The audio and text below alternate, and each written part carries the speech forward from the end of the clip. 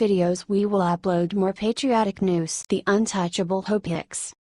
Hope Hicks was celebrating a family wedding at a Bermuda golf club the weekend after Donald Trump was elected president when she overheard members of another party expressing dismay about his victory. The young press secretary was off duty, but she couldn't help inserting herself into the conversation at the next table. "I promise, he's a good person," Hicks chimed in, begging them not to worry, according to multiple people who witnessed the exchange.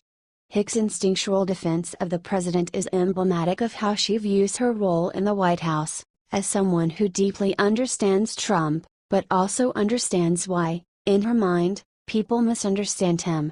The polite, soft-spoken 28-year-old newbie to Washington politics holds the lofty title of Director of Strategic Communications, pulls down the top White House salary of $179,700. The same as strategist Steve Bannon and Chief of Staff Reince Priebus, but operates outside of any organizational chart.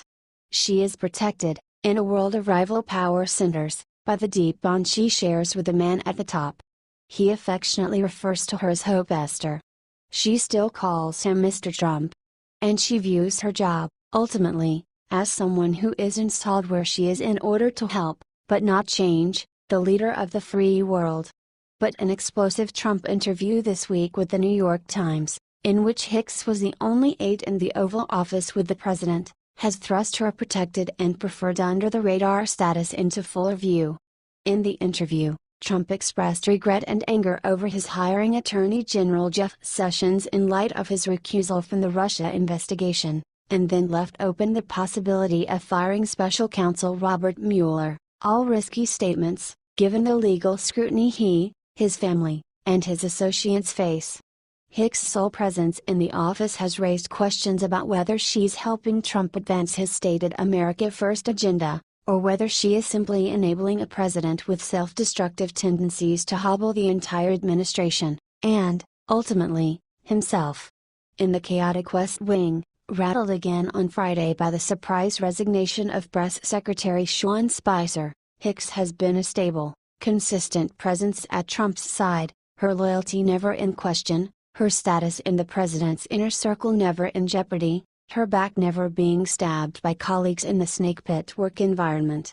One person described Hicks, who worked for the Trump Organization before joining the campaign at its start, as a souvenir from Trump Tower, that is someone who has made the journey with the president from his old life, with whom he can wax nostalgic about the good old days in New York.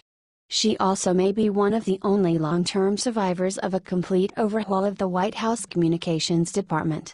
Dan Scavino and Hope Hicks are staying, incoming Communications Director Anthony Scaramouche said at his first press briefing on Friday. "As it relates to the other people in the comms shop, I've got to get to know them." But her front row role in the New York Times interview had Washington veterans raising their eyebrows about whether anyone in Trump's orbit can rein him in. "What's amazing to me is that Hope sat there and let it happen," said one former top GOP Hill aide. "I have a very different construct on what it means to staff people. You exist because your job is largely to improve otherwise difficult situations. The fact that people around him are not trying to protect the president blows my mind at this level of politics." People familiar with the interview said Hicks, whose own comments during the session were off the record, did try to intervene on multiple occasions, reminding the president that he did not have to answer every question on the record. But Trump, who thrives off the easy back and forth with reporters he has been engaging in for decades, ultimately overruled her and wanted to charge on. Some said Hicks isn't to blame for acting like a gatekeeper who lets the fox into the henhouse. They see her as part of a larger problem plaguing the Trump administration, where no staffer can control the president's most self-damaging impulses, and there is no larger communications strategy beyond indulging the president in the instant gratification he enjoys from making news. He doesn't have many people seasoned in governing around him, people who are able to give him the candid advice based on the experience of working in government who can help guide him to avoid pitfalls, said Scott McClellan, a former press secretary to President George W. Bush. Hicks, however, is different from his other aides. She stays off television, which has given her some cover and credibility with the media. She has never lied, on the record, in service of the president. She declined to comment for this story, and turns down most media requests that come her way, because she prefers to serve the president without a spotlight shining on her. In a White House staffed with aides pushing their competing personal agendas, Hicks stands apart as a loyalist who is there solely because of her commitment to Trump and his family, who isn't eyeing the next job up the food chain. She is sometimes treated like an extended family member of the close-knit clan. She has joined Jared Kushner and Ivanka Trump for Shabbat dinner at their Kalorama mansion, and stood shoulder to shoulder with the Trump family during an audience earlier this year in Rome with the Pope, along with other inner circle aides. Internally, she has joked that her title is not about strategically communicating with the press, it's about strategically communicating with the president. She knows that telling Trump what not to say, ahead of an interview, is a losing proposition. She has accepted that he will say things that people find shocking, or upsetting, but she long ago made the decision that she deeply believes in Trump as a leader, and that she wasn't going to change or judge a 70-year-old man whose career highs have been based on trusting his own instincts. When it comes to indulging his desire to speak on the record to the New York Times, insiders said, she also understands the important place the respected hometown broadsheet holds in his Queensbred psyche. To colleagues and reporters, she often expresses frustration at why the president is often described as angry or fuming when she views the man she works for as generally charming, supportive and friendly. Hicks, a Greenwich, Connecticut, native and one-time teen model who rose through the ranks of the Trump Organization, has also become more solitary and protective of herself as her power in the White House has grown. Friends said she rarely ventures out socially in Washington because her close relationship with the president makes her feel like a target.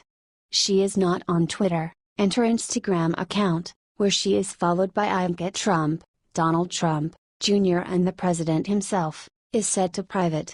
Colleagues described Hicks as someone who communicates with Trump in a similar way to his daughter Ivanka. She can express her disagreements to the president privately, but ultimately supports his decisions unquestioningly.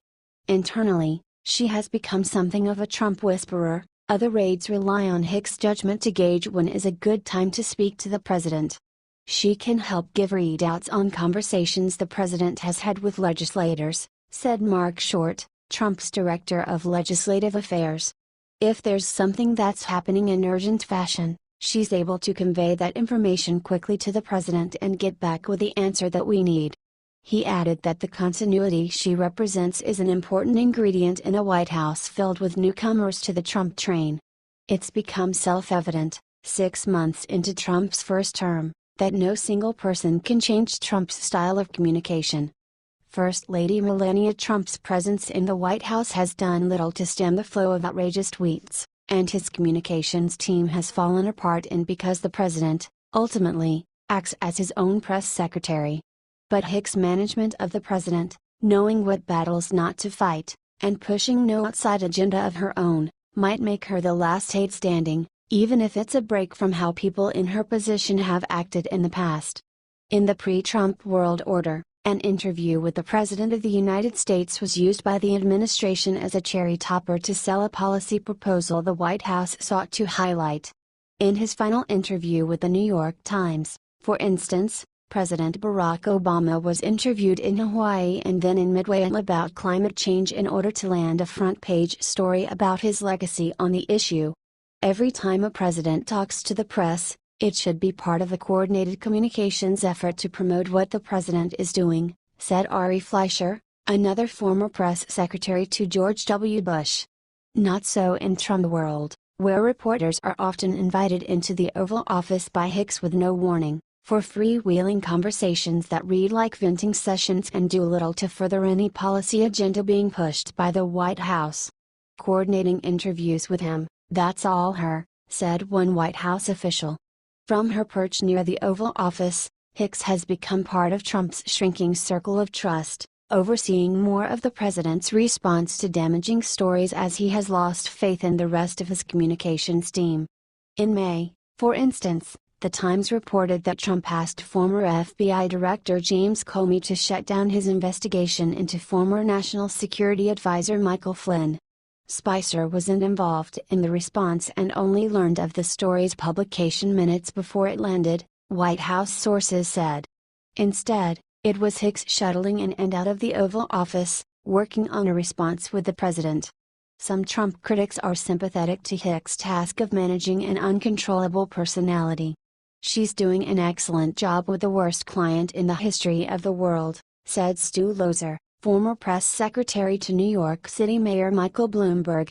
"There isn't a permanent solution to him coming down." Loeser credited Hicks with channeling Trump's comments on the ongoing Russia investigation to the Times, rather than waiting for him to spout off on Twitter.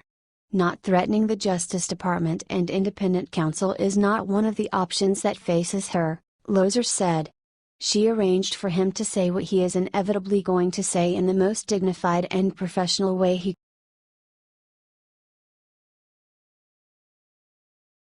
Trump defends Scaramouche on Twitter. "He wanted to endorse me first." President Donald Trump on Saturday defended his pick for White House Communications Director, Anthony Scaramouche, for initially endorsing some of his opponents during the 2015-16 presidential campaign. "In all fairness to Anthony Scaramouche, he wanted to endorse me first, before the Republican primary started, but didn't think I was running," the president wrote on Twitter Saturday morning. Scaramouche first endorsed Wisconsin Governor Scott Walker and former Florida Governor Jeb Bush over Trump during the Republican primaries. In August of 2015, Scaramouche called Trump a hack politician during a TV appearance, adding that his rhetoric was anti-American after Trump made comments about hedge fund guys paying nothing in taxes. Scaramouche on Friday addressed his comments during a White House press briefing, saying it was one of the biggest mistakes that I made because I was an unexperienced person in the world of politics and that Trump brings it up every 15 seconds. I should have never said that about him. So Mr. President, if you're listening, I personally apologize for the 50th time for saying that, Scaramouche.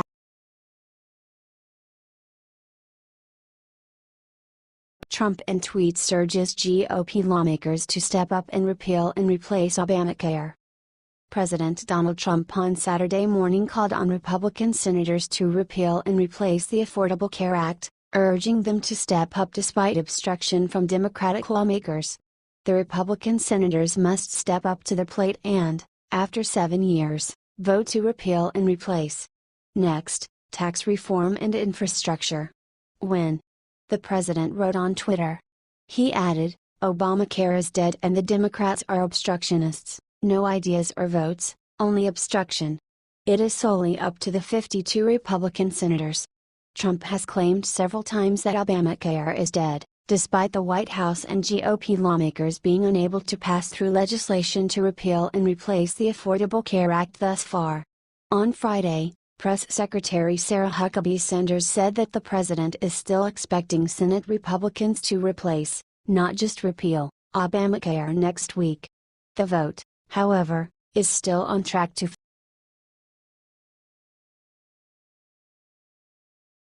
Trump pushes his complete power to pardon. President Donald Trump claimed on Saturday morning that all agree that he has full power to pardon, following reports that his legal team is exploring his ability to pardon not only his allies and family members but also himself. While all agree the U.S. president has the complete power to pardon, why think of that when only crime so far is leaks against us? Fake news, Trump tweeted. The Washington Post reported earlier this week that Trump's lawyers are looking into his pardon powers, a move that prompted a swift rebuke from the Democratic leaders of the House and Senate Intelligence Committees conducting wide-ranging Russia-related probes. Special Counsel Robert Mueller is also leading a sprawling Russia probe and is said to be investigating whether Trump obstructed justice, in part by firing James Comey, the former FBI director then leading the Russia probe. Despite Trump's claim, many legal experts say the extent of his pardon power is far from a settled question. According to Richard Primus, a University of Michigan law professor, Trump would be entering uncharted territory if he tried to pardon himself. He also said many constitutional lawyers are skeptical that such a move would be legally sound.